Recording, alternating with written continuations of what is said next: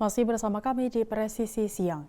Kita ke informasi mancanegara, pemirsa, Bank Sentral AS atau Federal Reserve kini bersikap tak terburu-buru mengubah suku bunga acuan karena khawatir kembali naiknya laju inflasi. Di luar data terkini yang tunjukkan inflasi masih bandel. Menurut laporan dari University of Michigan, proyeksi inflasi naik ke 4,3% dari 3,3% sebelumnya. Dan berikut kita simak informasi selengkapnya akan disampaikan oleh Nufa Purwadi, jurnalis VOA.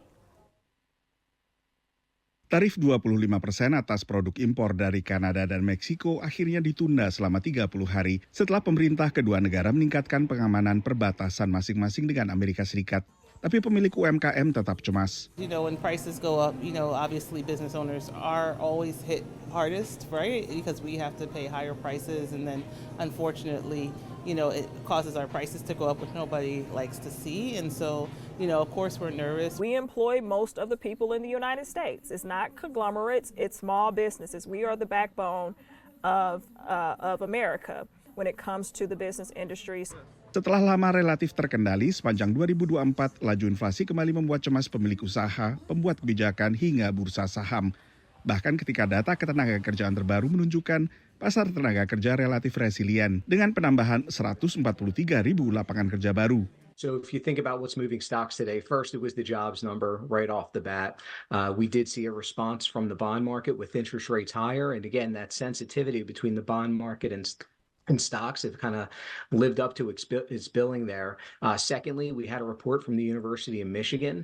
Their inflation expectations came in way higher. So they jumped about 100 basis points. It was the biggest jump in quite a long time. And so again, we want interest rates and inflation to kind of settle in here and go back down. But that was not the case more recently. Bank Sentral Amerika Serikat memiliki mandat ganda, yaitu stabilitas harga alias mengendalikan laju inflasi dan juga memastikan penciptaan lapangan kerja maksimal. Bila perhatian The Fed sebelumnya tertuju pada pasar lapangan kerja yang dikhawatirkan melemah, maka perhatiannya kini memasuki 2025 justru pada inflasi yang dikhawatirkan kembali meningkat.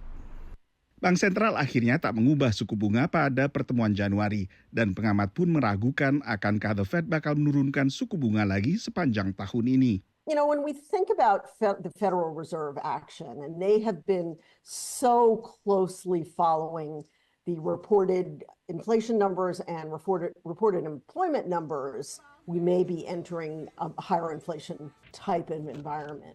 So it does suggest that they may want to look ahead and not just wait until the data is reported before they do anything.